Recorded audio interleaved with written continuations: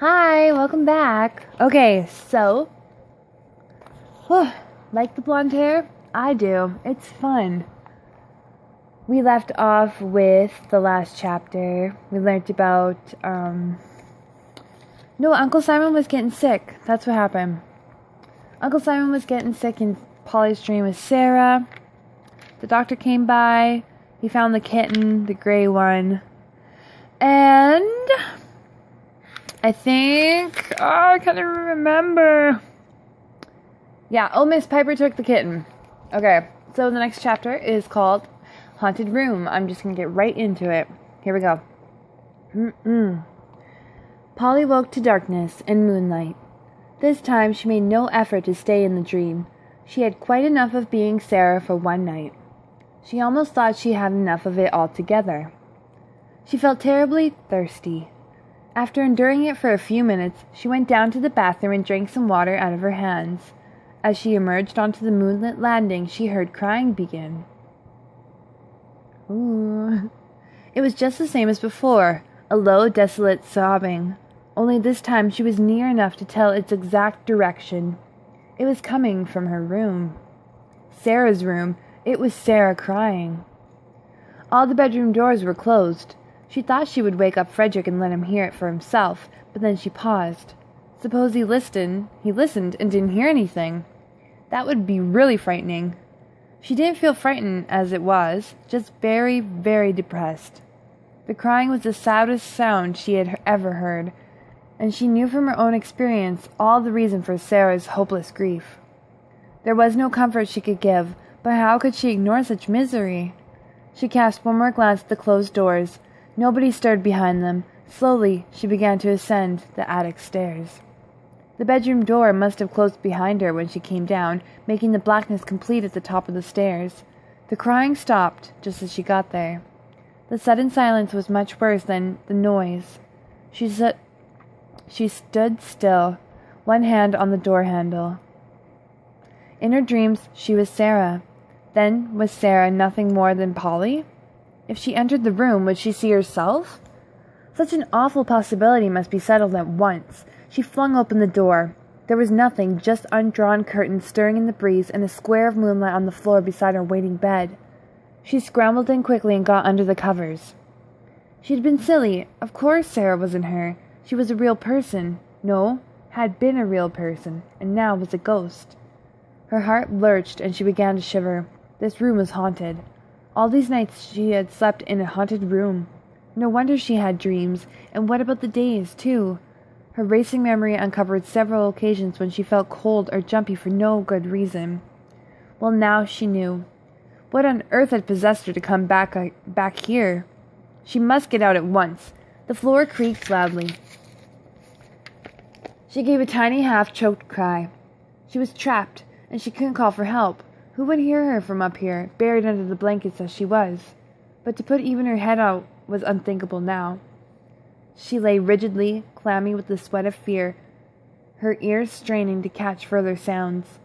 There were various little clicks and rustles that night that might have been anything. Her watch was on the floor, impossible to reach.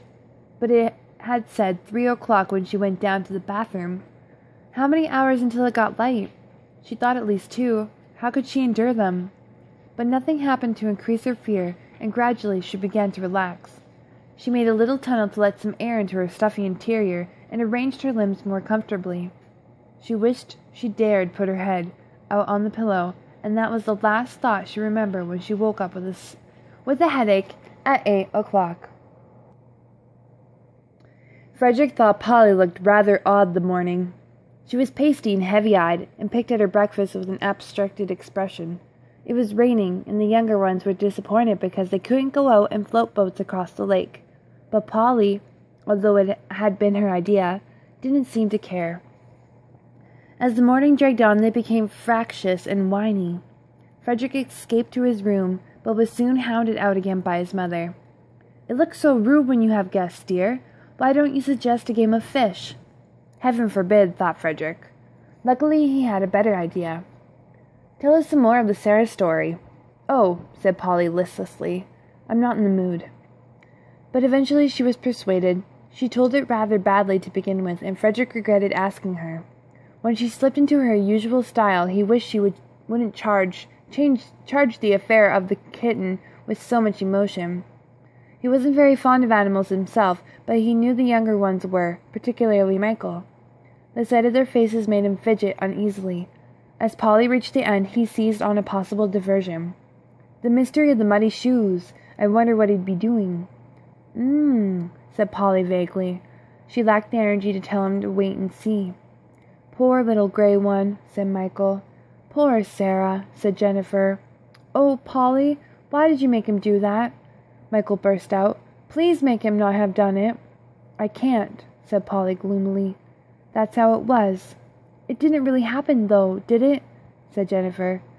Michael, watching Polly's face, asked sharply, "Is it all true?" "I don't think so," said Polly, but her voice lacked conviction. "Of course it's not!" exclaimed Frederick hastily. Michael didn't even look at him. "It is," he said. "I don't know," said Polly crossly, and stood up. "I'm going out." "You'll get all wet," said Hugh.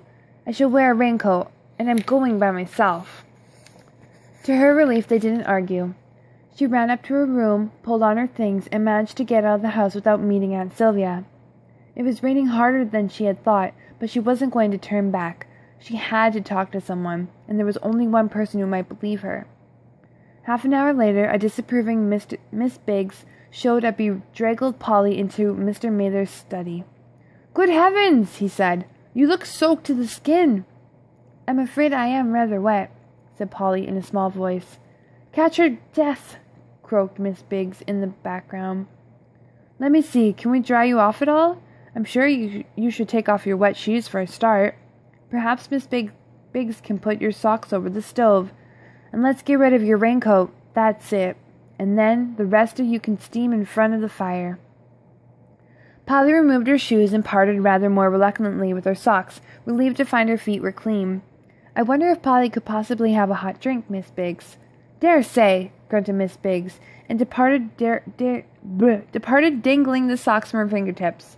Mr. Mather looked at the window and said in faintly surprised tones, "Do they know you've come out in this?" "Yes. Well, no. Well, they do now." "Shouldn't I telephone and tell them where you are?" "Oh, don't bother," said Polly. They remembered what her aunt had said the last time. At least, well, right. The telephone was on the desk, and Polly listened hard to Mr. Mather's side of the conversation and tried to work out whether the crackle that was Aunt Sylvia sounded cross or not. "I just thought I'd better let you know that I have your niece Polly here." "Yes." "Oh, no, I assure you—" "Well, yes, she was rather— We're drying her off. No, really. Look, if it doesn't stop soon, I'll drive her back." No trouble at all. Goodbye." "I'm being an awful nuisance," said Polly dismally. "Nonsense! I'm very pleased to see you. I was finding it very difficult to concentrate, and you make a delightful interruption. I can tell you my good news." There was a knock, and he broke off, looking suddenly shy. Miss Biggs came in with some cocoa. "I didn't make any for you, sir." "No, that's quite all right, Miss Biggs." When she had gone again, he said, "Margaret's coming to stay tomorrow. I'm making the announcement this Sunday." "Oh, I'm glad," said Polly. Mr. Mather had already determined not to talk at great length about himself this time, and his silence fell while he pondered how to get Polly to say what was wrong. She seemed absorbed in scooping froth from her cocoa and eating it from the spoon. "You look a little under the weather," he remarked finally. "In more senses than one. Sorry." Polly turned luminous, haunted eyes on him. She seemed not to notice his pun. Please don't laugh." "I promise I won't." "It sounds so silly. Look, do you believe in ghosts?" After a moment, he said, "I'm prepared to believe in yours." "Mine? How did you—" "Am I right, then? You think you've seen one?" "I haven't seen her," she said quickly, "but she haunts my room. She cries. I hear her." "Good heavens! How very upsetting!" He began to play with the pencil, hoping he didn't look as inadequate as he felt. "Did you say she?" "Yes, I know who she is. Well, I'm sure it must be her. It's a girl who used to live in the house. It was her room. I dream about her nearly every night. I dream of her. I know all kinds of things that happen to her. Tell me. All of it? It would take me a long time. Never mind. Go on. Polly related the 5 dreams in a slightly condensed form. You dreamed all of this? Yes. It is funny, isn't it? Dreams just aren't sensible like that usually. But Uncle Clement, she told him what her uncle's reaction had been. Does he know you're still having the dreams? I hadn't bothered to tell him. He thinks I make things up. He thinks I made up the crying. I wonder why. Well, nobody else hears it, said Polly, and unhappily recounted the details. That's their good fortune. You must be particularly receptive. So you do believe it's really there? Yes, he said slowly. He looked worried. Yes, I don't think you imagine it. As for making it up, why should you? Well, said Polly reluctantly, I have always made things up. I tell the little ones stories. I invented a ghost in our house, but I always knew it was invented, and I thought they did too. Uncle Clement can't see the difference between that and this. Awkward, he frowned. I daren't sleep in that room any more, but if I tell them about last night, they'll say nothing happened. He twiddled his pencil to and fro. Look, I don't believe they're entirely unreasonable. If you discuss it with them quietly and tell them everything you told me, surely they'll let you sleep somewhere else. Do you think so? Said Polly hopefully. I'll try. It's not pleasant to be haunted, he said seriously, but I think you're lucky in your ghost. Sarah seems to have been a likable person. I feel sorry for her. I certainly did when I heard the crying, said Polly in a heartfelt tone. Oh, you can't imagine. It was so dreadfully sad. I wonder what became of her. Polly's face closed. I don't think I want to know any more dreams. It's hard that you should have to suffer her trials all over again. It's an extraordinary situation. He pondered for a moment, but I can't help wondering what he'd been up to get those muddy shoes. Uncle Simon? Pauline's own interest began to awaken. Sarah was too miserable to care, and I haven't been thinking about it much, but I suppose it was rather odd. Tired himself out something, don't you think? And he seems to have a heart condition. Oh, is that it? I'm only guessing. Silly to go exhausting himself when he's just been warned not to, presumably. Well, I think he seemed a bit fed up with the doctor. Maybe he didn't like being told not to do things. By the way, there's one small point I've just thought of. He did write tracts. Unless it's another Simon Stampinstone, which seems unlikely. I found 1 or 2 in the study when I came. Pious Victorian stuff. He cast about himself vaguely. I can't remember where I put them, I'm sorry. The study was not at all tidy, and Polly regretfully conceded the difficulties in the way of the search, though she would have very much have liked to see something connected with Sarah. It's a pity she wasn't born here, he said. Then she'd have been in the parish records. Miss Biggs knocked, and came in with Polly's socks. Dry, she announced. Do you want lunch at 1, as usual, sir? Polly realized that it was already 22, and saw that the rain had practically stopped. I must go, she said. Thank you so much for being so helpful. I'll do what you suggested. Mr. Mather said he was glad to have been a help, and hoped he would see her again before she left the district. She donned her socks, shoes, and raincoat under Miss Biggs' waiting gaze, and was seen to the door. She walked slowly home, careful not to shake up her headache. Everything smelt fresh after the rain, and she went over the recent conversation in her mind and considered various ways of asking if she could sleep somewhere else. When she arrived, she found the others halfway through lunch, and Aunt Sylvia dressed to go out and looking impatient. So you're back at last. Now perhaps I can go. Your meal is keeping warm in the kitchen. Thank you. I'm sorry I'm late, said Polly. Her aunt didn't reply. When Polly had finished eating, they all went outside. The overflow was running strongly, and Polly's idea of boats across the lake was found to work, using pieces of sticks. They played with them until the rain returned and drove them inside. Polly decided her uncle would be the best person to talk to, particularly since her aunt seemed annoyed with her. She couldn't say anything while the young ones were around, but after she had tucked Hugh into bed, she went into the dining room, where she knew Uncle Clement would be. I saw Mr. Mather today, she began. So your aunt was telling me. Apparently you went in pouring rain without informing her, and left Michael in a terrible state because of some nonsense you've been telling him about people who used to live in this house. Excuse me. She had considerable difficulty calming him down. Don't you think it's unkind of you to upset him in this way? I'd forgotten about that, said Polly guiltily. Oh dear, was he really upset? He wanted to hear the story, you see. I've been telling it to them all along, but of course the last part was rather nasty. It has set me, too, when I dreamed it. Apparently Frederick mentioned something about it being based on dreams. The ones you told me about, I suppose. Yes, but I've had others since. I have them every night. They're the effect of an overheated imagination, no doubt. Well, if you had to recount your nightmares, couldn't you at least have explained that was all you were doing? Michael seemed to think you were telling them real events. Polly took a breath and plunged. I think I was. Mr. Mather thinks so, too. He said I ought to tell you everything.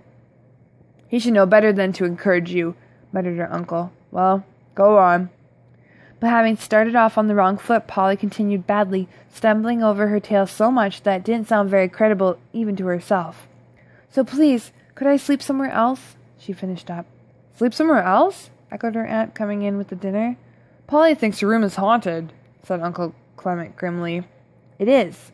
Polly felt desperate. I can't spend another night in there. Oh, really? Dear, don't you think you're carrying this a bit too far?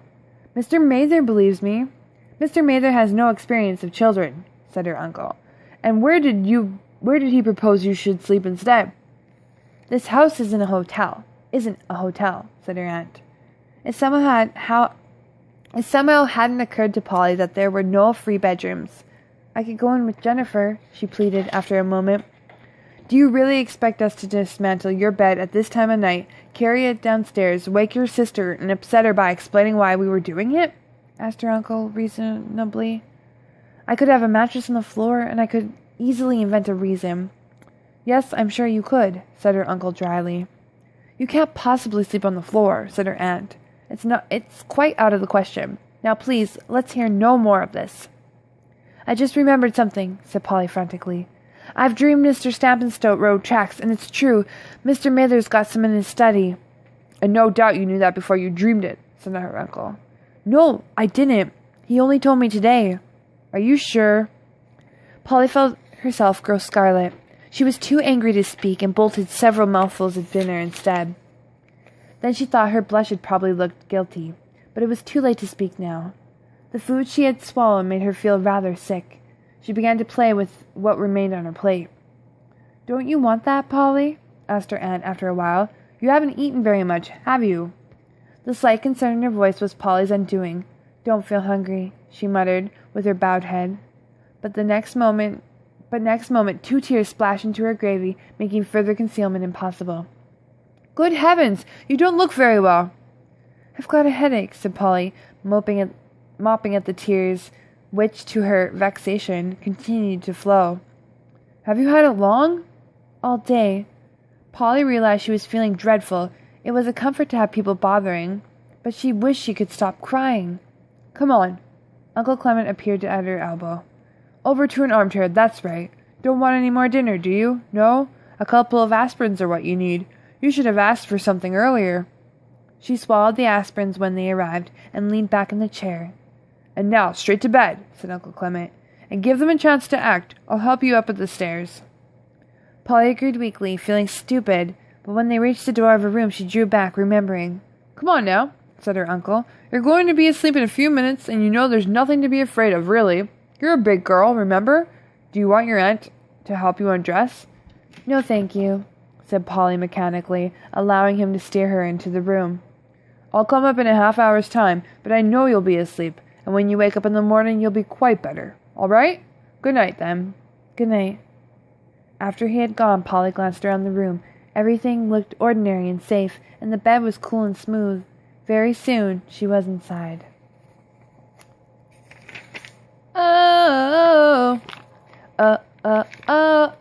Okay, that was chapter 10, Haunted House. She's feeling very, very sad. These dreams are making her cry. She's not having it at all. She went to see Mr. Mather. There are things that Simon stamp in stone. They're called tracts. They were in the records when he went into the office and he first started, teaching or preaching the sermons and being the preacher in the town. And the only person that Polly felt she could go to was Mr. Mathers. So she doesn't want to sleep in this bedroom. Like, it scares her. She doesn't know why. She's always sad. She's crying at dinner. She's had a headache all day. It's got to be a way of Sarah communicating with her. It's got to be. Folks, we only actually have, 2 chapters left. 2 chapters left. Chapter 11 is our next chapter. It's called The Middle of the Night. Okay, that's going to be freaky deaky. So why don't you join us the next day for Middle of the Night. And I'll meet you back here afterwards. Okay? Awesome? Or we could just continue reading, and if I get cut off, we'll upload it the next day. I'm excited. Let's continue. Okay. Have a good one. This has been A Sound of Crying. I'm Gnomes, and I'm signing out.